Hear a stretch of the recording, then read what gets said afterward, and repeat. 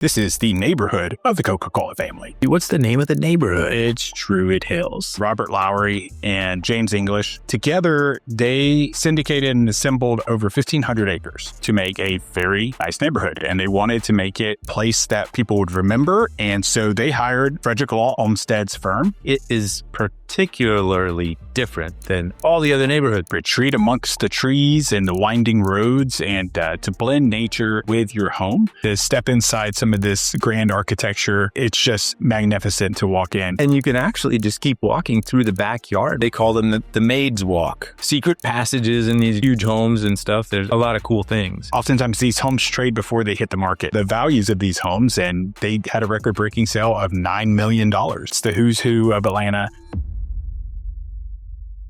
Welcome to ATL, All Things Local. I'm your host, Jeffy, and I'm the only host on the show. Lies. Big lies. It's true. Who are you? Hey, what's up, guys? Adam Mincey here, and today we have a very special neighborhood. It involves Coca-Cola. It involves, Central Park. It also ties back to Inman Park and some of the first early suburbs. Well, first off, everything. Aren't they all special neighborhoods? All neighborhoods are very special neighborhoods. And in Atlanta, aren't they all related to Coca-Cola? Yes and no. But this is, there's a lot of money at Coke. But this neighborhood in particular has a lot more ties because this is the neighborhood of the Coca-Cola family. That's true. If you were in the Coca-Cola family and you wanted to spend your sums of money building something, you hired Neil Reed or Philip Schutze or somebody and built a beautiful estate. Today, we are talking about one of the most luxurious escapes, thought out neighborhoods. Come on, Mincey, what's the name of the neighborhood? It's Druid Hills. Sweet. I love Druid Hills. You know what's cool about Druid Hills? If you look on a satellite view, it is particularly different than all the other neighborhoods because the lots are freaking huge. Yeah. 3 main streets, and it takes up what would usually take up maybe 10 streets across or something. Yeah, it's a big estate-sized lots. Yeah, and I think one of the big pieces of that is it was originally developed to be 5 to 10 acre lots. And, it was meant for the wealthy and affluent business people of Atlanta. Business partner Robert Lowry and James English, together, they syndicated and assembled over 1,500 acres. And they were bringing in a lot of investors to make a very nice neighborhood. And they wanted to make it a place that people would remember. And so they hired Frederick Law Olmsted's firm. The old Central Park in New York guy. Yes, exactly. Also known for other things like the Biltmore Estate. Yeah, that's right. I forgot about that. But that's when you think about the grounds there, it makes sense. Yeah. Even did stuff at the U.S. Capitol, Prospect Park, and Boston's Emerald Park. And so they put together about 39 proposed names, and they said, hey,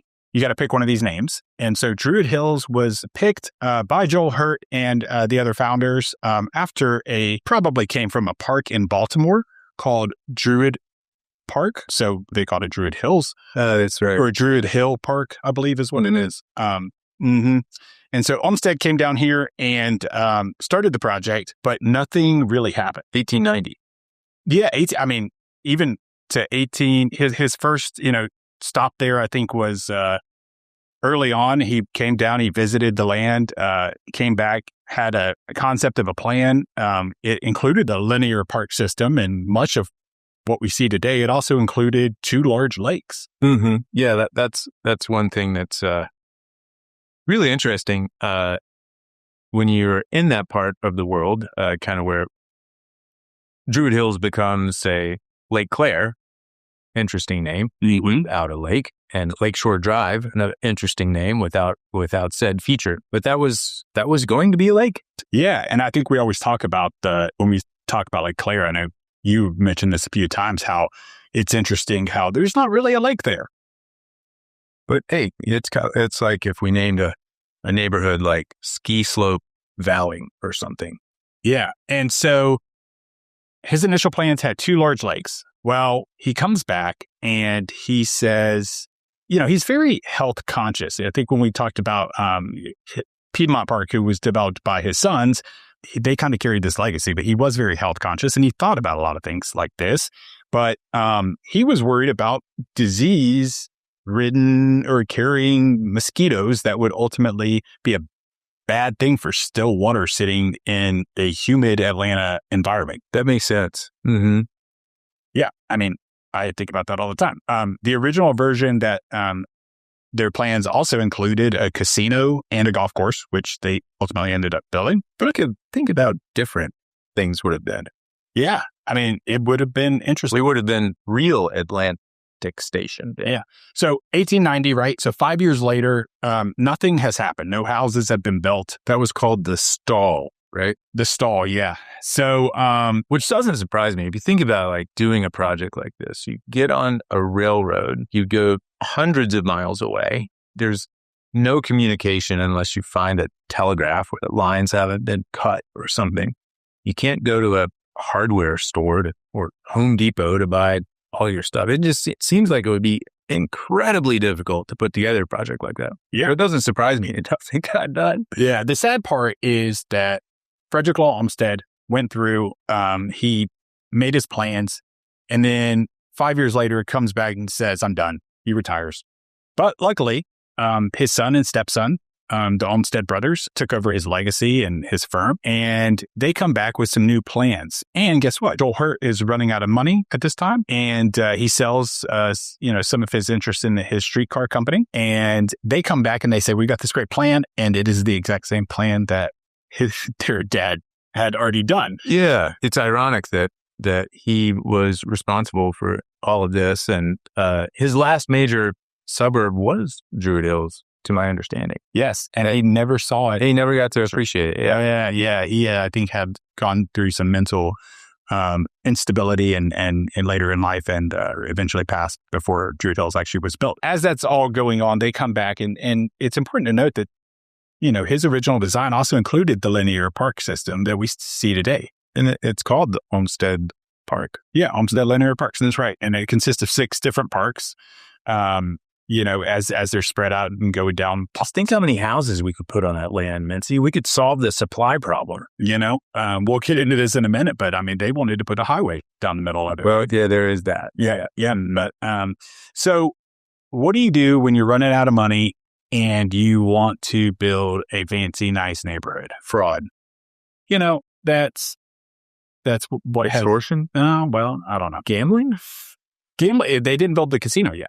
Oh, they go to somebody like Coca-Cola founder Candler? Ding, ding, ding. Okay. Yes. You find somebody with money and convince them to give it to you. Exactly. So tell us a little bit, I guess, about Coca-Cola and their influence on Druid Hills. I think the biggest influence that Coca-Cola had, it wasn't the fizzy drink with or without cocaine in it, depending on which side of that historical debate you fall on. It was really the family, the Candler children actually ended up building more real estate in Druid Hills than Asa Candler himself. Things like Callanwolde and Rest Haven, which was 940 Springdale. A lot of the homes have names, even though they might you might not know it. There even the homes along Ponce near Oakdale. There's the church, yellow brick and stone church house in yellow brick. Yeah, it's beautiful. One of my favorite buildings in Atlanta. It's just really peaceful place. That was, I think, the primary impact that the Candler family had on Druid Hills was building these estates. When you look at a home like Rest Haven, 940 Springdale, is a substantial home, and it's surrounded by a lot of substantial homes, but it kind of set the mark. You don't see homes that kind of make Rest Haven pale in comparison. Right. And that was kind of the case. I'm not sure if it's the kind of thing where back then somebody comes in and there aren't a lot of guidelines and all of this. So the first people that start building something build these massive estates. So then everybody else feels like, well, I better build one like that. I mean, maybe they set the tone. I mean, it certainly feels that way. And it also seems like there were a lot of big homes built. And that's a time in our history where I just don't imagine there being that many people with that much money. Yeah. Well, the roaring 20s, right? Right. Yeah. There is that. I mean, I know there were people with money, but I mean, the city was much smaller. The population was much smaller. I think the wealth is distributed much more evenly now. it feels like we would have a better chance of a subdivision like that getting built and paid for now than back then, because it's a big place. Yeah. Yeah. Well, I mean, you take Asa Candler and then Forrest Adair, one of the, prolific real estate brokers here. Preston Arkwright. He was the president of Georgia Power. You've got Woodruff eventually coming into the scene. These are all big names that we know around Atlanta. Right. They're names of concert halls and major streets, neighborhoods. Too. Yeah, exactly. So, yeah, Asa Candler buys this land 1908, and he buys the entire property for roughly around, I don't know, $500,000-$600,000 or something like that, which is a ton of money. Ton of money back then. Yeah, I think roughly that might be like the equivalent of, 18 million, 15 million, somewhere in that range, something like that. I thought it would have been more than that. It wasn't terribly, but it's also land. It's undeveloped, right? And he negotiates with the city of Atlanta, annex within the city of Atlanta. Oh, they get the city services. Yes. All for, but you got to pay those taxes. But they are going to provide infrastructure for water, right? And sewage. So that helps out there. They continue using the Olmsted firm to help kind of bring it to light. And then they hire the who's who of architects to help build these grand estates all around. You'd mentioned Callanwolde. That's definitely one of the more, important, beautiful homes that you will see and that are still prominent features of Druid Hills today. And that one's interesting because people can still visit and appreciate it and not feel like you're walking on someone's front yard. Yes, it's the art center, and you can take classes there or have a wedding. Yes, you can spend a lot of money and have a wedding. Yeah, absolutely. Yep. So, you bring in people like you mentioned, Neil Reed. The most influential architect would definitely be Schutze. I would have said Neil Reed. Well, I mean, he was his understudy, right? But even Neil Reed's son had Schutze build his house or design his house for him. I didn't know that.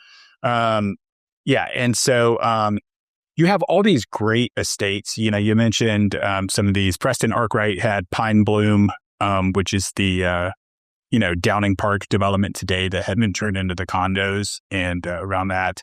But up and down Lowwater and Rainbow Terrace, which we had mentioned, that was Asa Candler's daughter's house. And what do you do when you have a ton of money and you're developing your own neighborhood? You name the street whatever your daughter wants you to name it. Oh, yes. Or you tell the golf club you can't have this land anymore. You got to go, half a mile this way. You guys go, swing your sticks somewhere else. Yeah. And then there's also, some really interesting homes. The Driving Miss Daisy house is there. Yeah.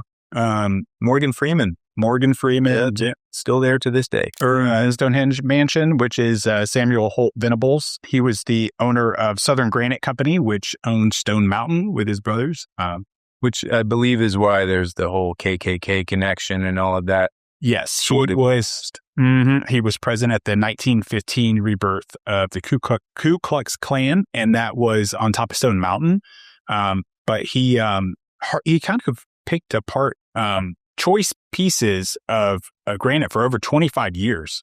He was died a bachelor, but he built this beautiful mansion that later became a church. And it matches. It looks great. It's one of the probably coolest, most historically relevant church buildings around. It is badass. I mean, it is Gothic revival Tudor, or not. It's not a Tudor. It's a Gothic revival home, but it's really cool. Yeah. I wonder how much all of that granite weighs. It's a lot. Yeah, it's a lot of weight. There's also, I think, a new movie out on Netflix. No, actually, it's a TV series called His and Hers, where the private school is St. John's Lutheran Church. So you get to see a glimpse inside.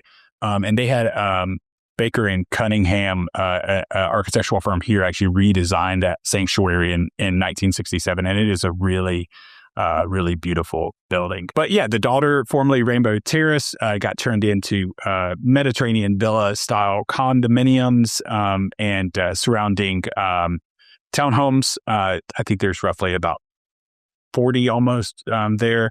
And then, you had mentioned the church of Asa Candler's original house is directly off of Ponce.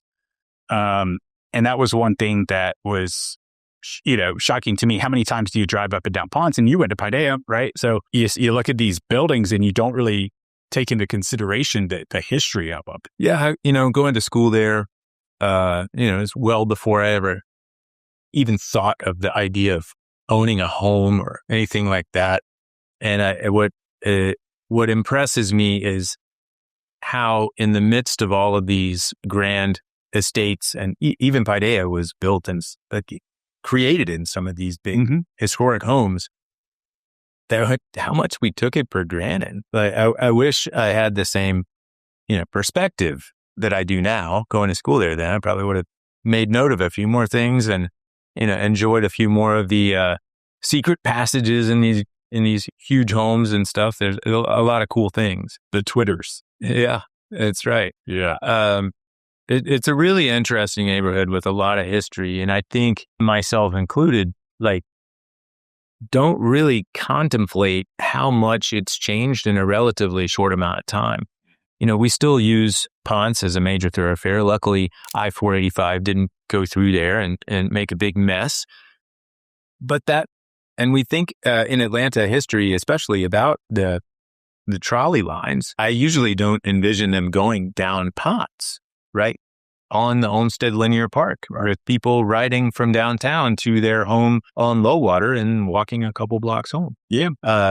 So that part of our history, I think, isn't remembered very much. Right. And they did go down Ponce, right? Yeah. And we had a picture right here. We'll put it on the video for you guys. Yeah. And they, shoot up and go over to Emory, right? After it's built. And, they did a really good job of keeping with the theme of the neighborhood as far as an architectural standpoint. When they're building the trolley stops or building the stores, which now today we call Emory Village.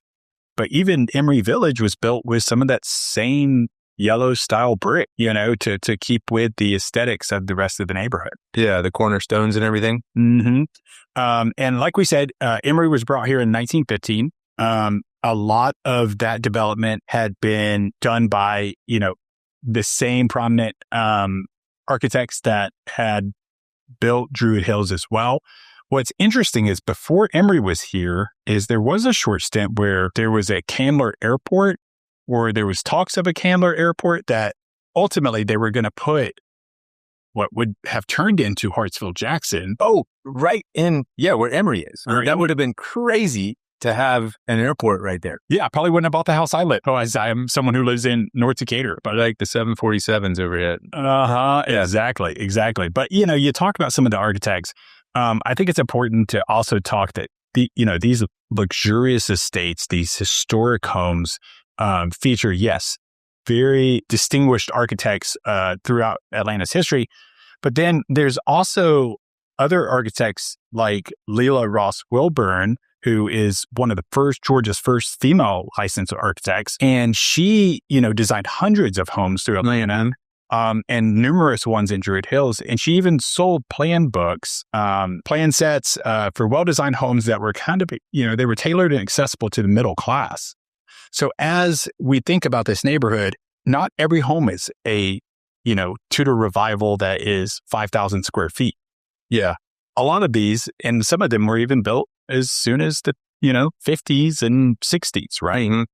Mm-hmm. There's some that are new construction today, but they have to fit a very certain style. A friend of mine bought a ranch-style home built in the 50s with the intention of building a new home that matched the historical character of Druid Hills. And after several years of going back and forth with the historical committee, decided it's not worth it. I'm just going to live in this brick ranch. So they keep a tight lock on the I guess you could call it the historical standards. I know that a lot of those committees in different neighborhoods are probably a little more flexible. I think Druid Hills takes it very seriously. Oh, for sure. And one of the beautiful things about the design of Druid Hills is it does have these sprawling, nice streets that wind through, and there's a ton of trees. Feels like a shaded retreat. It feels like a retreat and, a getaway from the city, the hustle and the bustle of the city. It doesn't feel like this rigid plan that was laid out regardless of land features. That like Lowwater, for example, it curved along where the creek is, and there would be a lake if they flooded it, and these nice winding streets that just kind of match the topography. Yeah, and line up with one of the Briarcliff on the west side is one of those trade routes, right? The Ridge Road that turned into a main thoroughfare even today, right?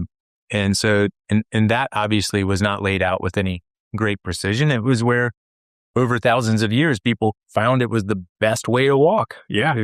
Adjust to the land as it is. Well, let's, so we talked about, the early stages and development of Druid Hills. There were some zoning laws that were put in place that made this kind of intentional of a development where you couldn't have commercial development. You couldn't have, no sanatoriums. Yeah. Within, for 60 years. So that also included churches, I believe. Oh, really? So that's why you see these churches kind of taking these bigger buildings and estates. But one of the first schools, elementary schools, was Miss Antoinette's school. And I think that that's something that is important to discuss as, early on, people were seeking an elementary school that, would have been something that is local and something that they could trust. And right off Oakdale Road, Miss Antoinette started her school in 1916. It was a private kindergarten. This is predating, what would be the Fernbank Elementary School today, as far as that zoning goes, school district. She ended up teaching some super prominent people in Atlanta, mayors, and they've always come back and talked about, her school, and it ran all the way until 1966. That is really interesting because I just realized I thought that going to high school at IDEA was my only school stint in Druid Hills, and I completely forgot about a school that I went to that's very close to that one, not exactly that portion of Oakdale. It was called the Out of Door School, and it was preschool, and most of the time was spent outside. And it was on Oakdale in one of those homes. It was recent. It was a lot of land, and it's that little side street where it's a guy's name. It's that little street that doesn't quite make sense there. Yeah, it's right. Dan Johnson Road. Old Dan Johnson. And Villanna Lane. So there are a bunch of new homes that were built to the historical guidelines there. But only about 15 years ago, none of that was there, right? That was the main house where the outer door school was, and a couple of rental homes behind it. I had some friends that lived in some of those, and so that's really interesting. I had forgotten all about that and didn't know about Miss Antoinette's school. Yeah, and I think that too. Your daughter had experience going to what was the other? The Fraser Center. The Fraser Center. Thank you. I can never remember a Fraser Center.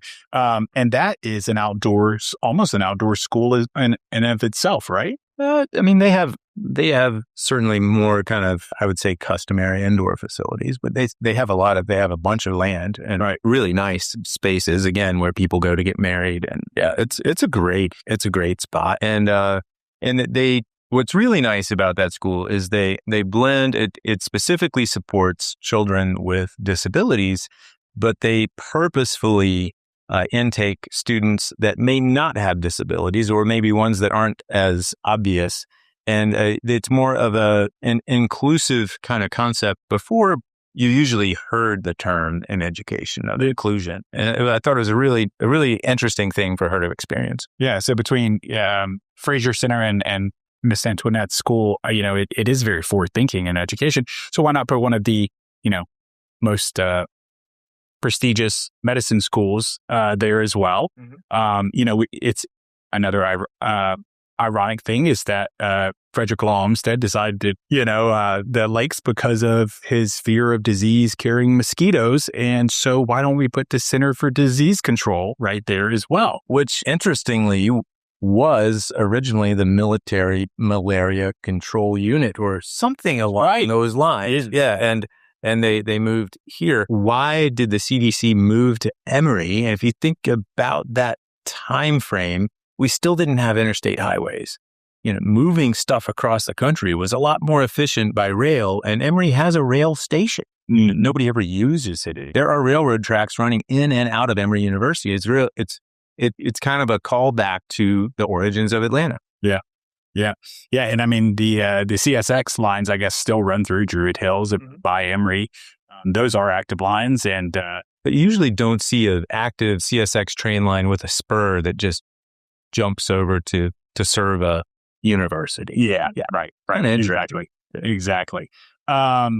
So, yeah, I mean, if you're taking into consideration all of those things, is Druid Hills would you say a good place to live? Absolutely. I think so. I mean, you've got easy access to Decatur, obviously easy access to downtown. You have a variety of different types of homes. You actually have a variety of different property tax situations. You've got unincorporated DeKalb or City of Atlanta, take your choice. And you've got a fantastic employment situation. Emory is one of the largest employers, along with the CDC. That whole Clifton corridor employs a lot of people. Yeah.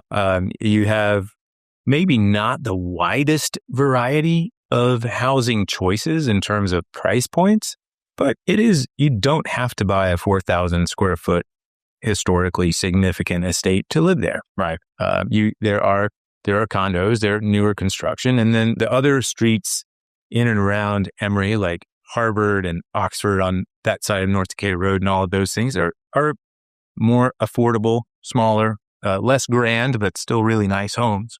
And I think it makes for a good place for the people that have those jobs to live there. Yeah. I think it's a really nice place. There's a lot of outdoor space.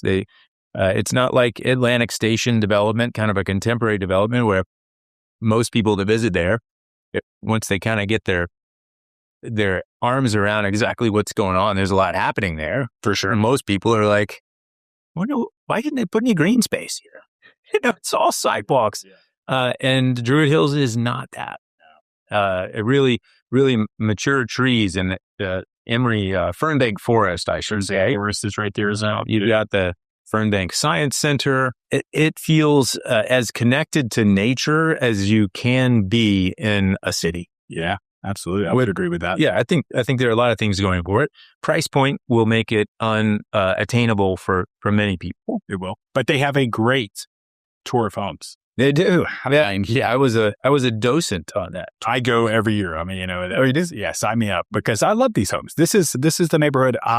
This is my dream neighborhood, if you will. But as a realtor, you look at the values of these homes, and they had a record-breaking sale of $9 million for a single home out there. Yeah. So that is a very expensive home. But if you're going to be buying a historic estate, you're going to be spending probably close to $4 or $5 million, right? That's not every house, though. You could still get into Druid Hills for under $1 million, even. Yeah. Mm-hmm.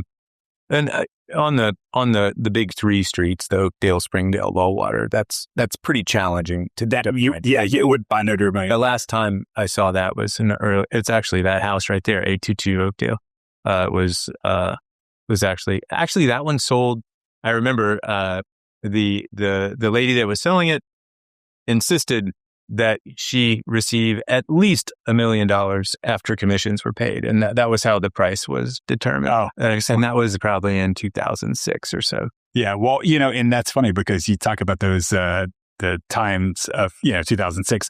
Today, that home's probably quadruple what it was, a third or, Well, they did put a lot of money into it. I think she sold it. Did. But I sold a home on Lowwater that was unrenovated. The Shaw family was selling that, and it backed up to the golf course.